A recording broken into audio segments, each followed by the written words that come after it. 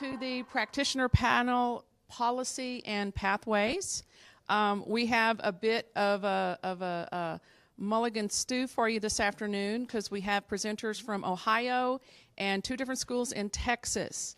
So I'm Mary Jane McReynolds. I'm from Austin Community College, and I'm going to be presenting along with colleagues of mine from the Alamo Colleges District in San Antonio, as well as our colleague Paula Compton from Ohio. But before we get started, and just so you can put a name with a face, we'll go around and let everybody introduce themselves.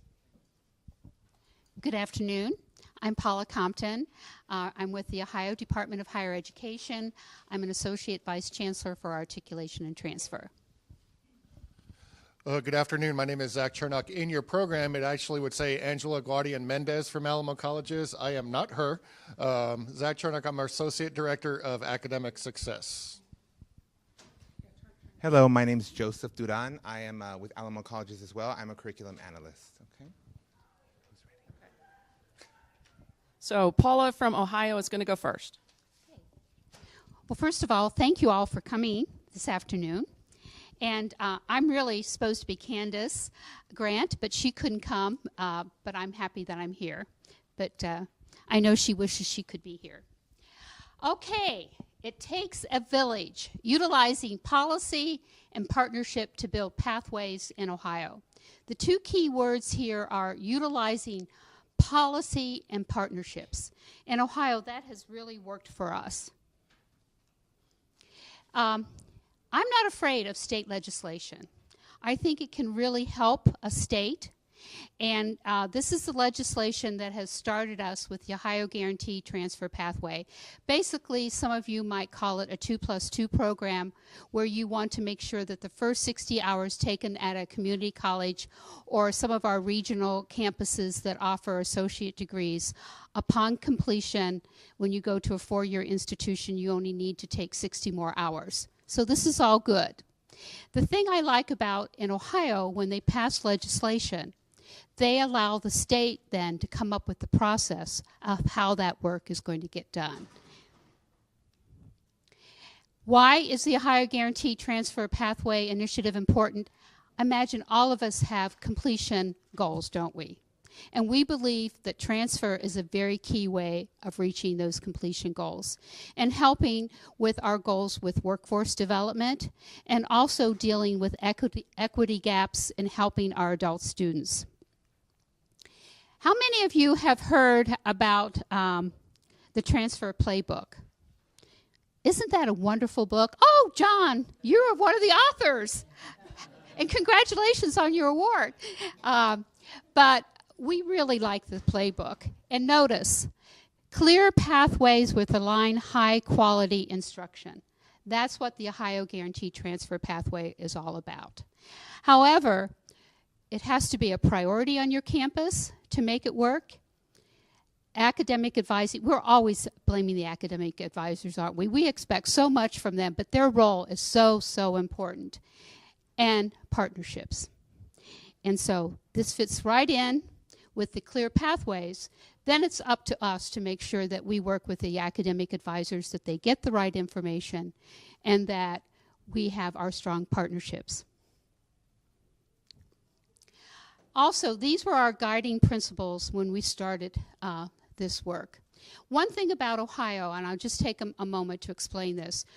You all probably have some form of transfer module, don't you, that deals with gen ed courses? That has been around in Ohio for over 25 years, where courses will transfer gen ed courses. So much of everything we do at the state level is all statewide guarantees, dealing with our community colleges, our state community colleges, and our state university and 4-year institutions. But it needs to deal with academic rigor and quality, because if we don't have that, it will all come tumbling down. But we want to build on our current initiatives. Does your state ever get initiative fatigue? Just, oh no, not another initiative. So what we try to do is show how one builds on the other for success to help students. This again is all faculty driven. Again, academic advising is the key. But when we started out, it was not only the Ohio Department of Higher Education but it was also the Ohio Association of Community Colleges and the Inter-University Council of Ohio. Those are our four-year institutions. We all worked together on this to develop these principles and to get faculty started. 23. 14. Okay. So, this is something that's happened in Ohio that you need to be aware of. And this might be happening in your state. We started out with course equivalencies. Course-to-course equivalency, we have spent a whole lot of time on that. Now with the Ohio Guaranteed Transfer Pathway, we're going program equivalent to program equivalent. Isn't that kind of neat that we're actually moving in that direction? But you know what we're using as our building blocks? The Ohio Transfer module courses that are gen ed courses, the tag courses that are pre-major and beginning major courses, and we even have C-tag courses, career technical assurance guide courses. So those are our building blocks. So it's not like we threw everything out. We're building on what we have. This is the process. And I guess, again, we talked about policy and we talked about pathways. But the process is important. Because if you do something statewide, we're not a governing board. We are a coordinating board. And you know what that means? Everything we do is through collaboration. But I love collaboration. You know how many faculty so far we have working on this? How many do you think? 300 faculty members. We have over 1,000 faculty members helping us on those other initiatives. I mean, like if you had 300 on this, and then another 700 that help us with the Ohio Transfer module, with the C-tags, and with the tag courses. That's pretty amazing to have 1,000 faculty members helping us with transfer in Ohio. But we start out with focus groups of faculty, and then they decide what clusters. Let's say if we're going to do a cluster in business, are we going to do it just one cluster in business? Or, for example, if you were doing it in arts and humanities, are we going to break it down into some other areas? But the focus faculty group tells us how that should be done. And how we identify people from the focus faculty group is all the institutions nominate faculty. And then we identify leads. But every institution, all of them, have representation. But we start out with a focus group, cluster panels, and then campus discussion. We want the faculty to go back and have discussions on their campuses. Then it gets to endorsement. We come up finally with a template that can work for a statewide agreement. And then we ask people to endorse this. We asked all of our institutions to endorse this template. If we can't get that done, we move into something called collaborative resolution, that we work until we get it right. And then we move on to implementation, where every institution fills out a template on how their courses fit with the generic template. Is that making sense, what I'm saying? I'm really proud of this process because it's pretty comprehensive and it involves a lot of people collaborating and working together. This is the work that we've done so far. We're into winter 2019, and we have 6 clusters, and we're moving right along. It's been pretty ambitious, but again, through the cooperation of our faculty. And another thing that we had the support of the college presidents and the provost. That's the only way you get this work done, is to have it at that level and across the state. But of course, there was a law that said we had to do this, so that helped a little too. Okay, now I'm going to move on to showing you a website. This is our official website. I'm not going to go to the internet, but what I do have for you are some slides of our website to kind of walk you through this. This was officially launched just about 4 weeks ago. And remember, I told you we have these generic templates. We hope someday to have 50 generic templates, but we have 21 done. And we thought it's better to have 21 out there instead of waiting until we had 50. How many of you also have a program? We have a College Credit Plus where high school students can take college credit. You have that. This is a wonderful tool for that, because you can think about it. If you're in a high school and you want to know what courses should I take that will actually count towards the degree I want, this is a really good tool for those individuals. Because what we were finding is that some students were taking these courses and then they would matriculate, to go on to a 4-year institution, and they will say, well, I had all these courses, 30 hours, but maybe not all of them counted towards the degree they wanted. So this is another way to help those students. So this is our website. The introductions, like what are the higher guaranteed transfer pathways? We have videos on this website on how to understand, how to use the website, and also how to understand the template. And you can see how can the higher guaranteed transfer pathways help College Credit Plus students. So again, we're trying really hard to pull together the various initiatives and show how we can be supportive of one another and how we can help one another with what we've already accomplished. Here are our 6 clusters. Why do you think we went with clusters?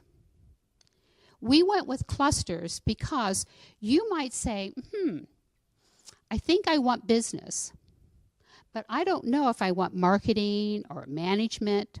But if the first term is the same for all students in business, and the second one is all the same, that gives the student more time to decide what major he or she might want to pursue. So we try really, really hard in all these cluster areas to identify the first 15 hours or the first 30 hours to give the students more opportunity to decide on their major.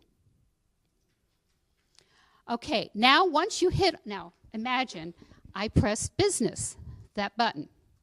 You go to business and you see right up here it says search by academic cluster business.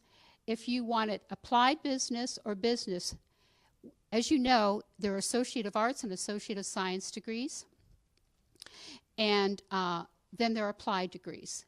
We have found in our state, based on our research, that 80% of our students who graduate from a community college have an applied degree or a technical degree.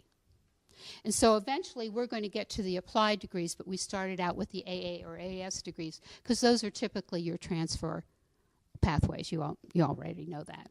Okay, and then up here you see the generic statewide pathway, and then are you going to look at a community college or a public institution? Here is the community college template on how to read it, and you can see how we tied in the Ohio transfer module numbers. And we don't have a common course numbering system, but we have an Ohio articulation number system that connects everything that way. And then here is the community college pre-major, beginning major courses next. And then here's an example of a community college that would have to fill out the generic template with their own specific courses. With me so far? Piece of cake, right?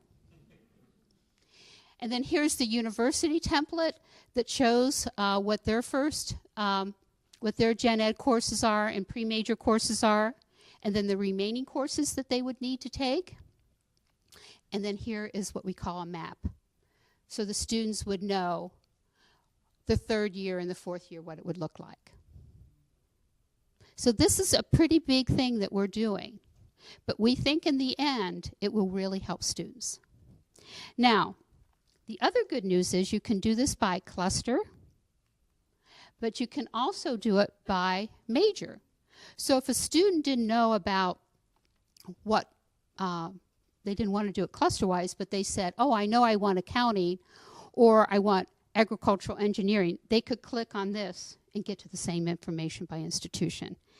Or if you have somebody that says, I really want to go to Miami University, that's the only school I'm going to think about, or I'm only going to think about it, I want to be a Buckeye, I'm going to go to the Ohio State University, they could get to the same information by going to that site. So you can get it through cluster, you can get it through major, and you can get it through institution. And when you hit on the institution, there's their contact person's name and information about transfer and also their bilaterals, if they have any. So this is a pretty comprehensive site. And Candace couldn't be here, but there's her contact information. So I think I'm within timeline, and I think you're next. Definitely. Thank you. Thank you. Okay. Here's your clicker. Did we need to do something here, or did he connect it to you? Okay. Aha. Well, good afternoon again. I'm Mary Jane McReynolds. I am from Austin Community College, and we originally submitted a proposal with our colleagues from the Alamo Colleges District in San Antonio because we've constructed and participated in a regional collaborative that we want to tell you a little bit about today. I think you'll see some similarities and maybe some differences with what Paula has just shared with you from Ohio, and it will give us all food for thought. I think first and foremost, I want to say that one of the reasons that I'm here doing this work today is because I was a transfer student. And I'm very sorry to say that many of the problems I experienced back when dinosaurs roamed the earth and I transferred from my community college to the, stereotypical large flagship university in the state of Texas. Many of my courses, they transferred, but they didn't count toward my ultimate degree requirements. And I'm very sad to say that our students are facing this same problem today, which I think I'll be preaching to the choir to say that. So let me just set the context really briefly. And I'm going to talk about what ACC has to offer and how we've approached this in terms of our initiatives, and maybe what we're hoping you'll get out of this is how both Austin Community College and Alamo District has had the shared goals of this regional collaborative, this transfer compact, but we've used different methods and we've had some varying outcomes and accomplishments so far.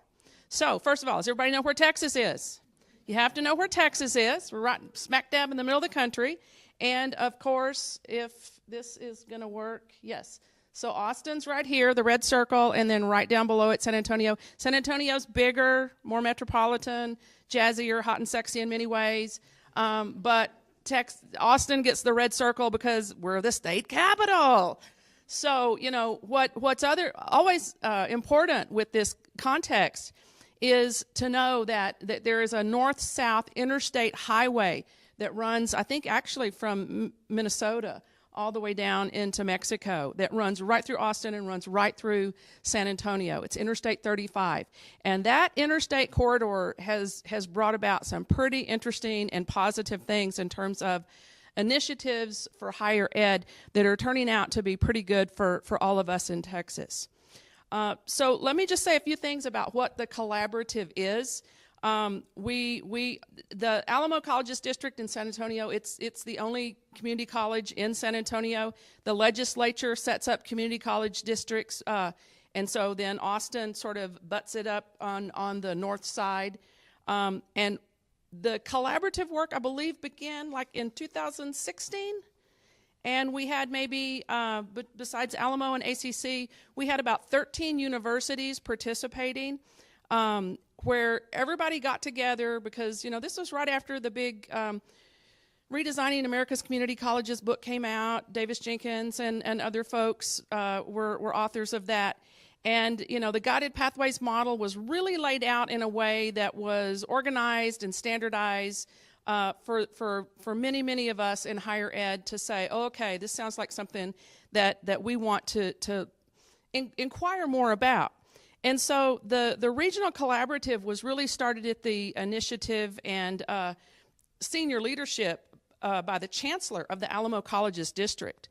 And we decided to uniformly develop resources and procedures to increase transfer course applicability and decrease curricular complexities in the transfer process. So I didn't say increase transfer, right? Courses are going to transfer. They'll transfer all day, all night, 8 days a week. but it's the course applicability. And Texas, like Ohio, we have highly autonomous and politically powerful higher ed institutions that we have to partner with.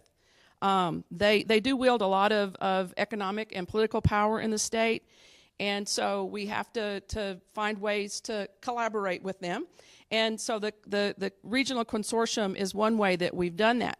And it's not just the publics that are involved with the regional group, though. It's also private universities. Okay. So at ACC, I want to say just a little bit about how we have implemented the Guided Pathways model and carried out the San Antonio-Austin Regional Collaborative work. Because ACC, we're a one-college model, but we're very big with about 40,000 students and 11 campuses. Our community college district is roughly the size of the state of Connecticut. And so that just tries to give you a idea of the scale. Just like Ohio, part of our Guided Pathways work is increasing our early college, high school presence in the Austin metro area, as well as increasing dual enrollment, because part of Guided Pathways is we want to start you way back in 8th grade thinking about what your career is going to be. And key to I guess, most community colleges, or a characteristic of most community colleges in the United States, out of our little bit over 40,000 enrollment, we have about 40% that intend to transfer, and coupled with this is a competing priority. About 80% of our students are part-time, okay? And that's an important demographic to keep in mind. So at ACC, what we did was we also started, like Ohio, with faculty-driven focus on how are we going to improve the whole transfer scene. And we've been working in the Austin area with these specific university partners, and you'll notice when my colleagues here from Alamo present their information, we got it easy. We got a lot fewer universities in Austin, in the Austin area. But it's important to note, we started out with about 13, and now I believe we're up to 19 universities, public and private, that have joined up, signed on as part of the consortium. And similar to Ohio, this collaborative has been led by the senior leadership from each of these schools, the presidents and the provosts. Yes, they do include people like me. I'm the worker bee. I go to the compact meetings, and I get to do all the trench work. But that's what it's all about. And all of these schools that are listed here for the Austin region, they're pretty much in our Austin metropolitan area. Yet I believe we've got some schools now that are outside our geographic I-35 corridor region who have heard about this work, and they have also signed on, and they want to be part of the collaborative. So that's a positive. In Texas, we have a common course numbering system, and we have a common general core curriculum, a general education core curriculum, so there's still some of the basic similarities with other states and other schools, and I think that pretty much I think that the elements that we have decided to focus on at ACC and how we've utilized our time and resources is going to be maybe it's going to sound very similar to what Paula just described to you, but there are some differences and some variations. Faculty-centered, looking at the curricular alignment. We've had articulation agreements with universities since higher ed started, whenever that was, and they were using, a hammer and chisel and stone tablets. But as many of us know, those articulation agreements were really, really just saying, yes, Austin Community College agrees to work with, the Ohio State University, and we want our students to be able to go there if they want to. Period. End of the agreement. And that is, of course, not very good. We're aligning more with high schools, and we're also in Texas paying much more attention, working with the City of Austin and our Regional Economic Development group to consider what our workforce needs are and what are the high demand career areas in the Austin area. We've also created meta majors We call them our areas of study. And I know this slide, they're too small for you to see, but all of these little colored blocks, those are our 10 areas of study, comparable to the clusters, I think, that Paula just told you about, where we've, grouped business together, and it's marketing and accounting, and we're now going to do fashion merchandising, and so we've also looked to try to set up some common first semesters or common first 2 semesters, and that's important. One of the things that we've really tried to do is, okay, let's not just create another initiative to have an initiative du jour and say, okay, we're participating in this regional collaborative, let's pat us all on the back for that. We're really trying to create some clear program pathways, not just say, okay, let's put all the business disciplines into one area of study. But we have had the faculty and the deans and the vice presidents and the associate vice presidents sit down and really scrub their degree plans and say, what are the learning outcomes? Okay, what textbook are you using?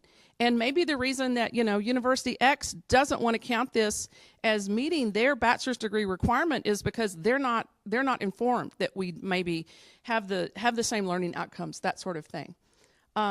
So having the clear program pathways is important.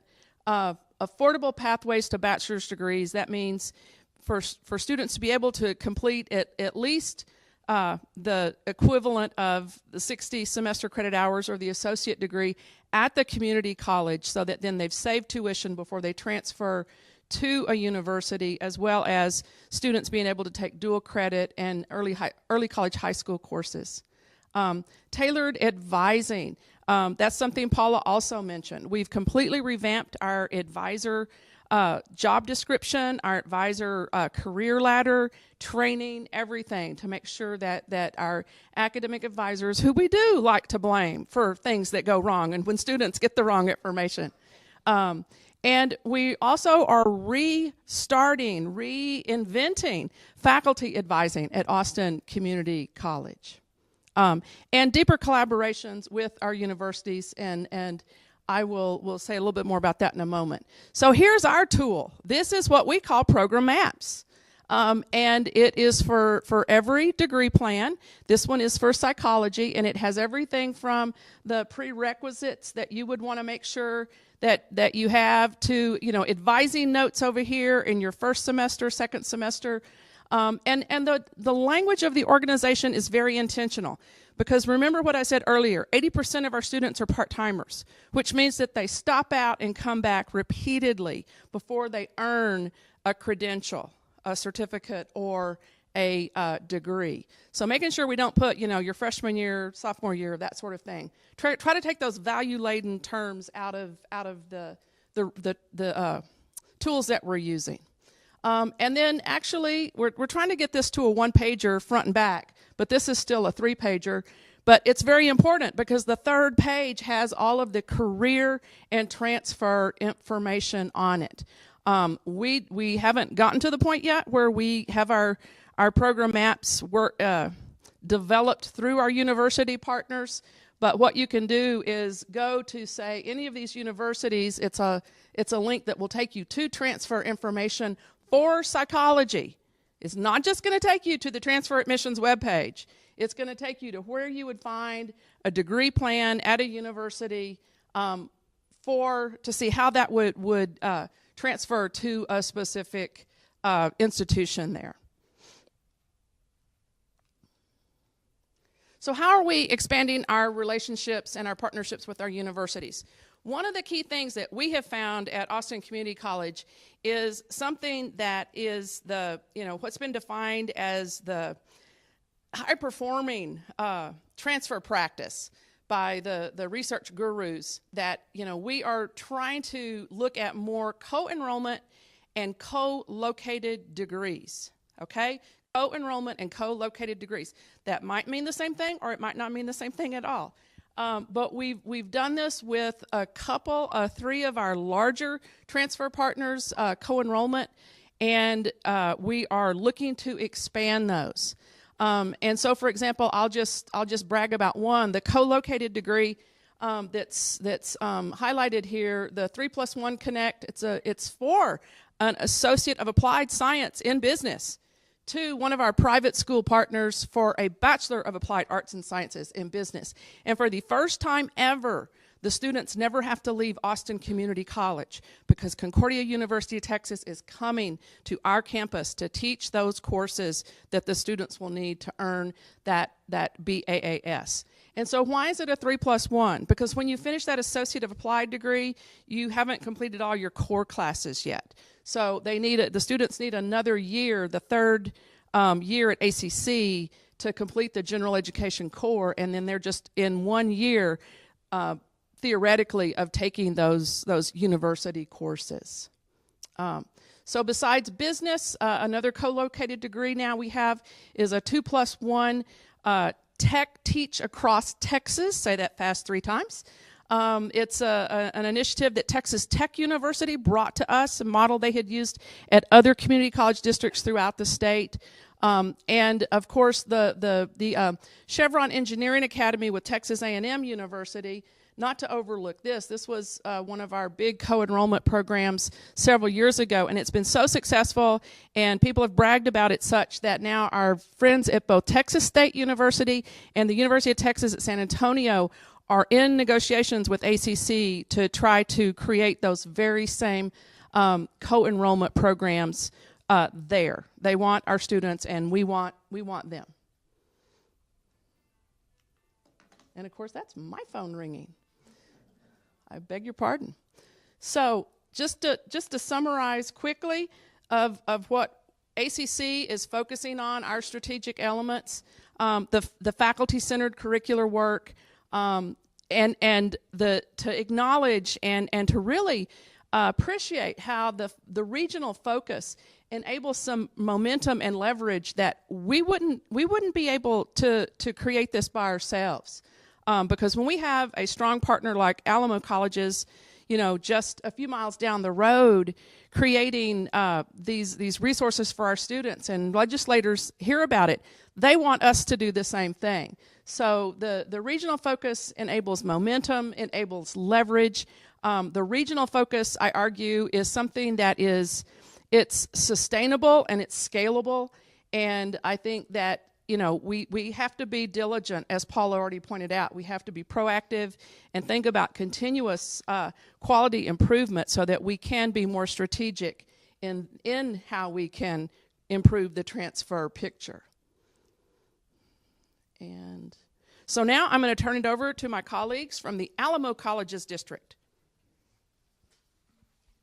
Thank you very much. So the Alamo Colleges District is based in San Antonio, just a few miles down the road from Austin. We differ a little bit. We have one centralized district, but then we have 5 individually accredited colleges within our district. So that's always fun because all of their accreditations come up at different times. So it seems like we're constantly in a reaffirmation or accreditation for one of our schools. And as a district support office, that means we're always often pulled in to their accreditation process as well. Our demographics would mirror that of our general population of Bexar County. The Austin-San Antonio corridor is one of the fastest growing in the nation. San Antonio metropolitan area right now is about 1.3 million people, and there is estimates by the year 2035 we will double in population. We are already seeing signs of that between 35 and San Antonio. We know because all of those people who are coming are in our way when we're trying to get home in traffic. Okay. So the Transfer Compact, you heard a little bit about, but these are the institutions that we were originally working with. I say originally because for us at the Alamo Colleges, we started with these 7 universities that are really in our primary service area of San Antonio, Bexar County, and then a little bit further out, just up the road, Texas State University is actually a little bit closer to Austin geographically, but about halfway between San Antonio and Austin. After we stood those projects up with those universities, we moved on to some of the next universities on this list here. One thing that I ask you to notice that we're dealing with both public and private institutions.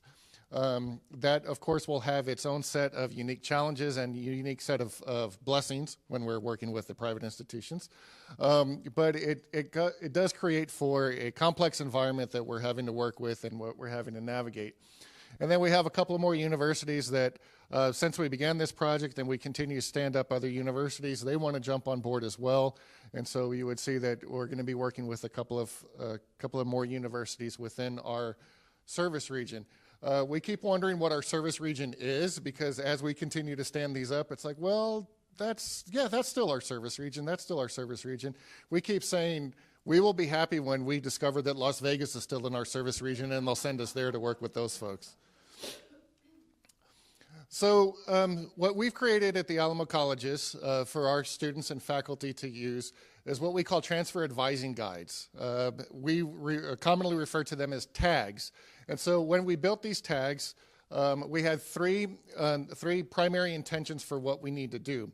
And that is to give students the most direct path for students for them to earn both their associate's degree and have as many classes as possible be degree applicable at the four-year university that they want to transfer to. Additionally, it's the most cost-efficient path for students. In Texas, we have some legislation that indicates that once students reach 150 hours of attempted credit hours, their tuition can basically triple. And so we have an excessive hours limitation that we have to work within. So that being said, when we're talking about cost efficient, we want to, again, ensure that the classes that students are taking are going to not just transfer, but apply to the degree that they are seeking at the university they wish to attend. And then when we're talking about most bang for your buck, a couple of years ago, our Board of Trustees instituted a plan that we commonly refer to as 12-12-6.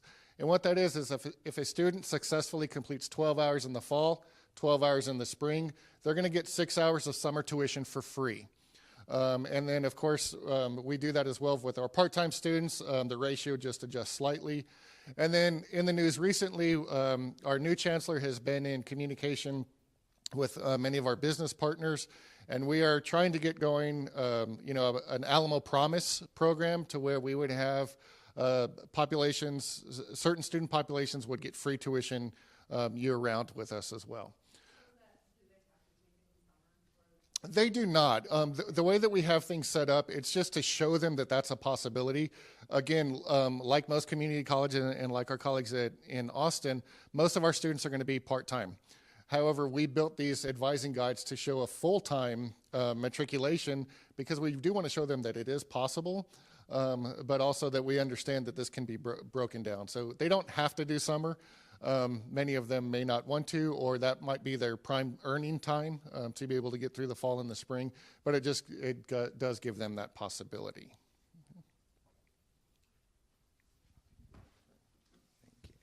All right, a lot of information, right? And I'm going to give you some more, and then we'll finish. Okay, so, you heard from Ohio, you heard from Austin, you heard from us, and what resources we use. We have the transfer assurance guides and like all the great stuff at Ohio, and then we have the program maps, and then we have the transfer advising guides, which also happen to be like tags, like their tags. So what I'm going to do is kind of talk to you about how a tag is created at Alamo colleges and what we do and all the, the nuances and discrepancies we found. So we have a development process. So it always begins and ends with faculty involvement. And that's why I think both of them said as well, like faculty is important. Why? Because they own the curriculum, right? So they know so much.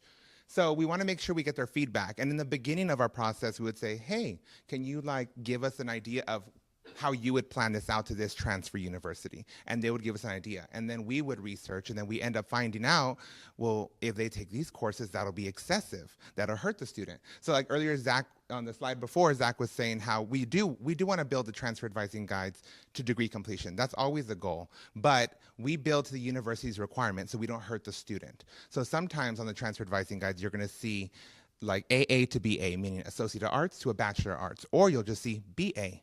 And that's telling you, it was really difficult to try to get a degree, and we didn't want to hurt them by giving them excessive hours. So instead, we built in the best plan with the most degree applicability, which is also great.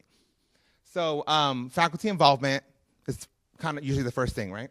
Then we move on to verification of preliminary information. So that is like, we don't have like the huge chart, but we break it down in 3 assets. We have the ACD, Alamo College District assets, we have the university's assets, and then we have the state assets, the Texas Higher Education Coordinating Board, all that good stuff. So with ACD, we're checking our requirements, we're checking our prerequisites, we're checking our core, we're checking our summer momentum plan, like are students going to be able to get free tuition in the summer because they got full-time in fall and spring, things like that. We have to account for all that. Then on the university side, we have to check their core. Does it line up with our core? Is it lining up with the state core? How come we know? And that's where it's important to understand all their assets, prerequisites. Maybe our prerequisites are different than their prerequisites. However, I don't know if anyone's familiar with the academic course guide manual. No, because that's probably Texas. But it's something we have to adhere to. Like it tells us course descriptions of a course and how much it's worth, like how many credit hours and prerequisites. So it's giving us all that information. So for example, technical writing for Alamo colleges, we require freshman comp 1 and 2 because that's what the faculty said. We think both of those will prepare them for technical writing, and that's what we want. And then you look at the university's like, well, we only require English 1301 for prerequisite. And then you look at the academic course guide manual, and the prerequisites have now been removed. They're saying, no, they can just take that course. So Alamo colleges, we have to make sure we're following theirs, like at the minimum at least, meaning there's no prerequisites. Okay, so we don't need prerequisites, but our faculty wanted prerequisites. But if ACGM said, well, we want up to 1302, and then our faculty said, no, we only want 1301. Okay, no, we have to follow the law in the state, so we're gonna give them 1302. Does that make sense? Yeah? Okay, great. So the next part would be and then the state assets would be Texas Common Course Numbering System, the ACGM, anything else that's relevant, so excessive hours, all that great stuff. So we have to cross those 3 all together, make our notes, make our questions, ask the questions, and say this is the law, et cetera, et cetera. So university discussions, that's the next point. That's when we build all the transfer advising guides that we can for university. Like we're like, okay, well, let's get a batch of 30 maybe. So we're gonna do psychology, sociology, business, et cetera, et cetera. And so once we build all of them and we ask our initial questions via email or Skype or conference call, they kind of give us some feedback. And then we're like, okay, can we set up a meeting? Then we go to the university, we make a meeting, we sit down, we negotiate in a good way. And we say, hey, like this is the law, like if the student's core complete, you need to take their core. And they're just like, well, yeah, we are, we're gonna make them core complete, that's great. But like, they still need to take these courses because they're degree requirements. And I believe one of them said that earlier. So we have to account for all those things. Like we have one university who always wanted U.S. History 1 and 2 for the history core, but Alamo Colleges offers 5 within the history core. But the law says if your core complete a public institution and you transfer to a public institution, you must accept the core. But like the verbiage was a little watery. It said like, oh, you must be given academic credits. Like, oh, we'll give you academic credit and your core complete, but we still want these courses because they're degree requirements. So that's what we have to go back and forth on. And then field of study, that's a block of courses usually within the discipline or something similar. And if a student is field of study complete, then by law in Texas, for public institutions, regionally accredited, they must take all that block of courses and plug it into the degree plan somehow. And a lot of universities, they make up their own rules, like, well, unfortunately, that's not our degree requirement. Our faculty said no, da, da, da. So those are the discussions we're having. And it's great. We're networking. We're building relationships with these universities. So that's what's important to remember. And then here, advisor and student feedback. We're constantly going to our 5 colleges. We meet with the advisors, we meet with faculty, and then we meet with staff if we can sometimes. And we want to let them know, like, hey, we have some transfer advising guides online. What do you think? Does it make sense? Do you understand it? Does your student understand it? And we're trying to get all that feedback, and then, then we can finally release it and go live and all that great stuff. But the reason why these arrows are all over the place, because it's kind of interchangeable. At any time, the university could be like, hey, we don't want this course anymore. I'm sorry, it's out of our catalog. Remove it from the core or whatever.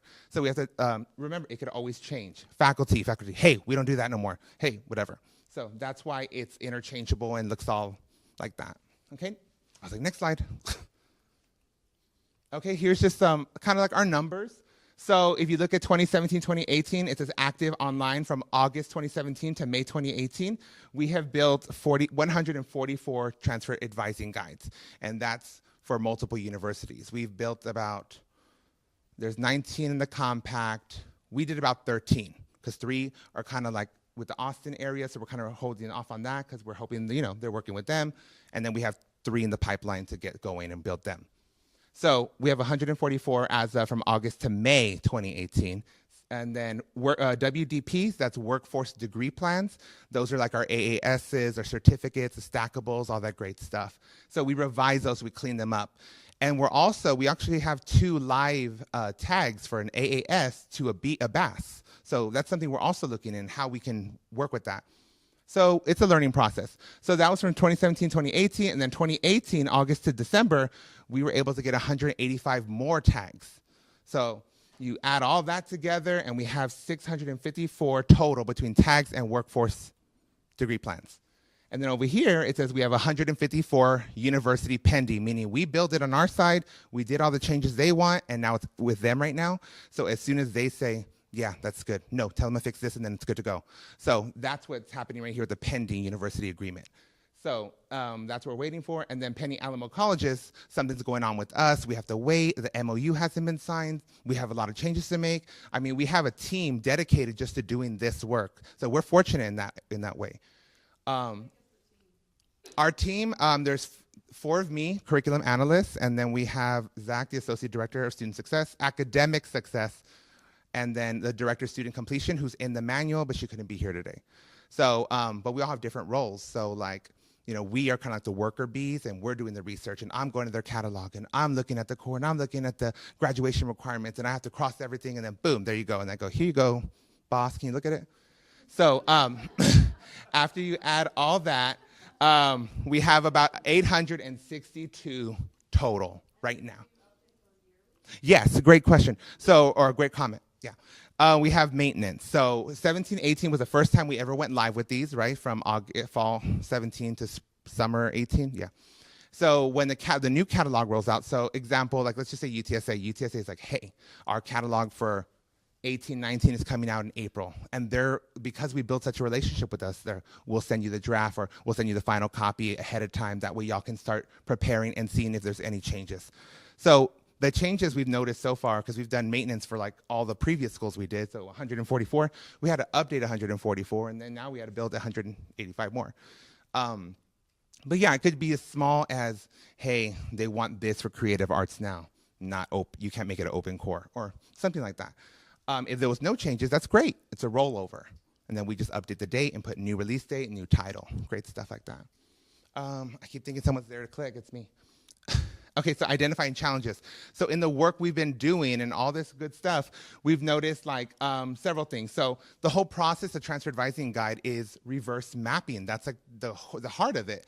That means the end in mind. So we're thinking about the university. You go to UTSA, we're looking at how many hours is that degree worth, 120. How many hours are needed for residency at UTSA, 45. That leaves us with 75 maximum. So you gotta do the math first, and you gotta identify, and I gotta highlight it, and I gotta check it. And then once we do all that, we have to account for core. And then the notion that core is like confusing everybody, meaning you're core complete, then you must be core complete, but you're not degree applicable. So it's like we had to tell people, like, yes, people can be core complete at public institution in Texas, and yes, they can transfer public institution in Texas core complete, but they still need to take these additional degree requirements. So that's why we're trying to inform people, like, you gotta be aware of this, And then versus degree requirements, that's what I just kind of talked about, core versus degree requirements. Transferability versus degree applicability. Mary Jane kind of touched on that. She was saying like, yeah, everything's gonna transfer. Yeah, it's an elective, it'll come over as an elective, great, but where is it gonna go in my degree? Oh, nowhere. So transferability versus degree applicability. And then I talked about that earlier, field of study. That's just letting you know it's a block of courses, it's guaranteed to transfer. It should to the university, and sometimes like, oh, we don't have room for it, or you gotta use an elective, things like that. And then excessive hours, education code 54.014, is that what it is? Yes, perfect. So that's telling you what Zach said earlier, you cannot have more than 30 additional attempted hours outside of the 120. So if a degree is 120, that means 150 is our limit. So students have 30 hours to find themselves pretty much, or fail, or have a mishap and get a W or an F or whatever. Once they hit 131, triple tuition. So we have to account for all that. We don't want them to take extra courses. If we look at the university, if they just want this, okay, let's build it the best we can. And then university special requirements. So then we have to look at like, okay, yes, they want core. Yes, they want other requirements, but maybe they want 2 literatures. It's required for all degrees. You need Bachelor of Arts requirement, literature.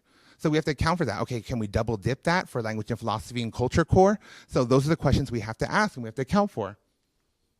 Early outcomes, so the whole point, we're hoping, and this is kind of like what's happened and what we hope to happen, we hope it reduces time to degree completion, which if they follow it, and it's meant for college level students, obviously. That's how we build it, but we know a lot of students test remedial or developmental. So that's something we account for, but you can always just go with the transfer advising guide. It doesn't have to be exact. You can break it up in half. If you're part-time, you just stay in order because we built the transfer advising guides by prerequisite for the university. So if a student ever left Alamo colleges before they were able to complete the tag, then they might have prerequisite issues when they go over there. That's why we built it the way we did so they wouldn't be in trouble. We're increasing student retention and degree completion. That's the goal. That's what we want.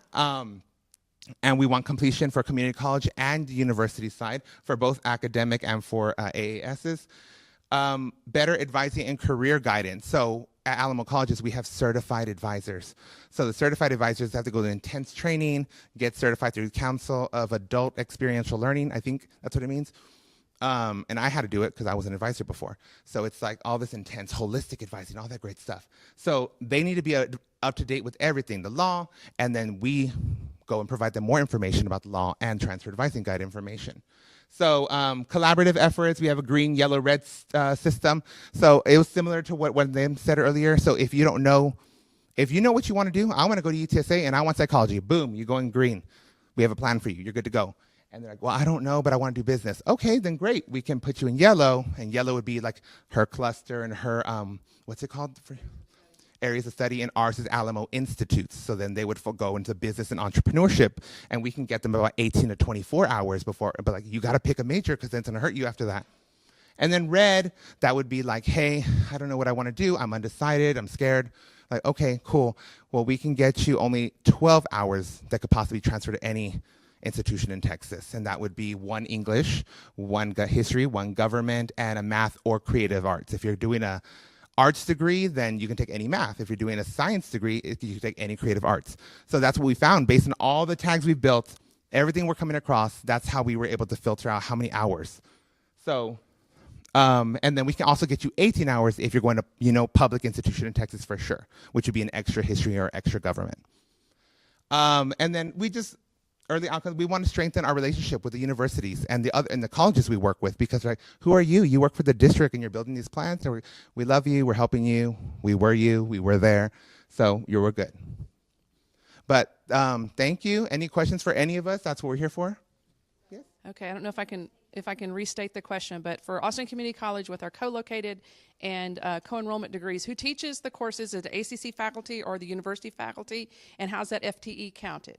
That part I'm not going to know the answer to, but they're a little bit different. With the Texas A&M Engineering Academy, this speaks to Texas higher ed idiosyncrasy. Texas A&M had to have the Texas A&M engineering course taught by Texas A&M faculty. So what did they do? They relocated a faculty member to Austin so that the student is on the ACC campus teaching teaching the ACC students on the ACC campus. And so I guess I can answer that FTE question. The university is the one who counts that person as full-time faculty member. That we have had universities ask us, okay, as a matter of fact, Stephen F. Austin State University in East Texas wants to have a presence in the Austin metro area. And they just came to us back in January and said, well, we would like to come teach our sports business program co-located on one of your campuses, and can we, look at some of your faculty members that we would like to hire to be university employees to teach some of the courses for us. So that's the way that's going. So does that answer the question? Okay, thank you. Yes, sir, in the back. So the question, help me out here if I get a little bit wrong, but how would we forecast this moving forward, and how will we adapt as new universities are coming on because of the work that we're doing?